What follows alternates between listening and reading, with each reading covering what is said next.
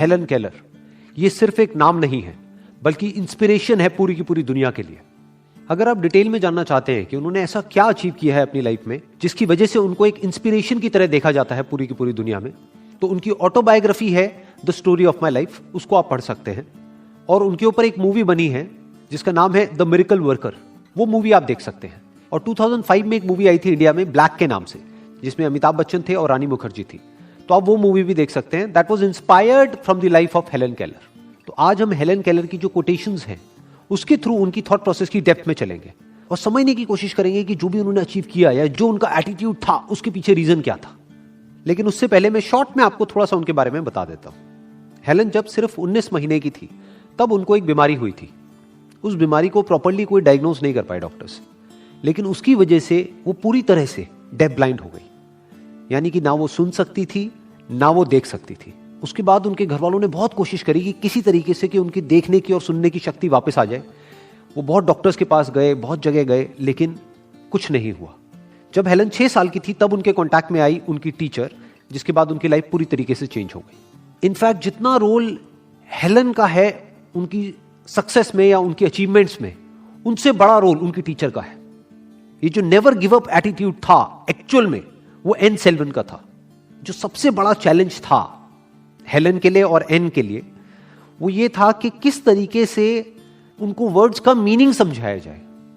Word सिखाना इतना बड़ा चैलेंज नहीं था, उस वर्ड का किस ऑब्जेक्ट से रिलेशन है ये समझाना वाज नेक्स्ट टू इम्पॉसिबल, क्योंकि वो सुन नहीं सकती, वो देख नहीं सकती। तो अब कैसे उनको ये बताया जाए कि ये जो आपके हाथ पे जो टच हो रहा है इसको पानी कहते हैं, इसको वाटर कहते हैं। That was the biggest challenge. तो वो जब आप मूवी देखेंगे तो आपको ज्यादा अच्छे से आइडिया लगेगा कि ये कैसे हुआ, ये मिरेकल कैसे हो पाया। लेकिन उस मूवी में एक बड़ा इंटरेस्टिंग पॉइंट आता है जहां पर जा करके जो एन है यानी कि उनकी टीचर, हेलन की टीचर, वो हेलन की मदर को बोलती हैं कि मेरा सबसे बड़ा चैलेंज यही है कि किस तरीके से मैं इनको कम्युनिकेट करूं, किस तरह से हेलन को बताऊं कि इस वर्ड का मतलब ये होता है कि ये टेबल है, ये चेयर है, कैसे बताऊं, ये मेरा सबसे बड़ा चैलेंज है। तो उनकी मदर ने उनसे पूछा टीचर से, तो फिर आप ये कैसे करोगे? तो उनकी टीचर ने जवाब दिया कि मुझे नहीं पता कि ये कैसे होगा, लेकिन बिल्कुल ऐसे ही होगा जैसे कि एक पंछी होता है, एक मूवमेंट आता है उसकी लाइफ में जब वो उड़ जाता है, ऐसे ही हेलन की लाइफ में एक मूवमेंट आएगा। वो कब आएगा कोई नहीं बता सकता, लेकिन एक मूवमेंट आएगा जब ये क्लिक हो जाएगा हेलन को कि इस वर्ड का मतलब ये होता है। And this was the actual miracle. और जो पहला वर्ड उनके मुंह से बाहर निकला था वो था वाटर। उसके बाद में उन्होंने कभी भी पीछे मुड़ के नहीं देखा। उसके बाद में वो अपनी मदर के पास में गई, फादर के पास में गई, उनको टच किया, जाकर के अपनी टीचर से पूछा अच्छा ये कौन है? तो उन्होंने लिख करके बताया कि ये मदर है, ये फादर है, ये टेबल है, ये चेयर है। उसके बाद में वो सिलसिला शुरू हो गया। इनफैक्ट ये जो स्टोरी है ये सिर्फ हेलन की नहीं है, ये हेलन और एन की स्टोरी है, क्योंकि मरते दम तक एन ने हेलन का साथ नहीं छोड़ा। तो ये सिर्फ एक टीचर और स्टूडेंट की रिलेशनशिप नहीं है, ये एक दोस्ती की कहानी है, कंपेनियनशिप की कहानी है। तो इस कहानी से सिर्फ हम ये नहीं सीख सकते कि ये इम्पॉसिबल कुछ भी नहीं है इस दुनिया में, हम ये भी सीख सकते हैं कि एक रिलेशनशिप क्या होती है, कि अगर दो लोग साथ में आ जाए जिनकी अपनी अलग अलग पावर्स हो तो वो दोनों मिल करके किस तरीके से मिरेकल्स कर सकते हैं।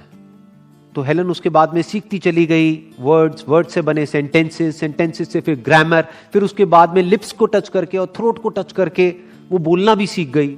और वो दुनिया की पहली ऐसी इंसान बनी जो कि डेफ ब्लाइंड होने के बावजूद भी उन्होंने अपनी ग्रेजुएशन कंप्लीट करी बैचलर ऑफ आर्ट्स में।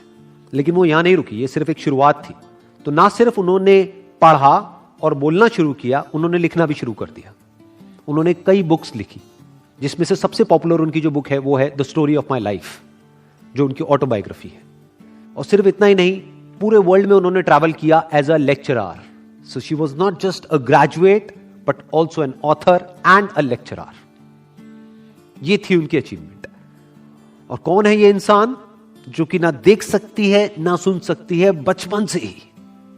तो इस इम्पॉसिबल काम को इन दोनों ने मिलके, हेलन ने और एन ने मिल करके कैसे पॉसिबल किया, ये अगर आप और डिटेल में जानना चाहते हैं तो आई स्ट्रांगली रिकमेंड यू कि एक बार ये मूवी जरूर देखो आप, द मिरेकल वर्कर। तो अब हेलन केलर की जो पॉपुलर कोटेशंस हैं उसकी हम डेप्थ में चलेंगे और समझने की कोशिश करेंगे कि ये जो उन्होंने अचीव किया उसके पीछे क्या थिंकिंग थी। तो उनका पहला कोट है, the only thing worse than being blind is having sight but no vision. मतलब ना देख पाना, इससे खराब क्या होगा सोचो।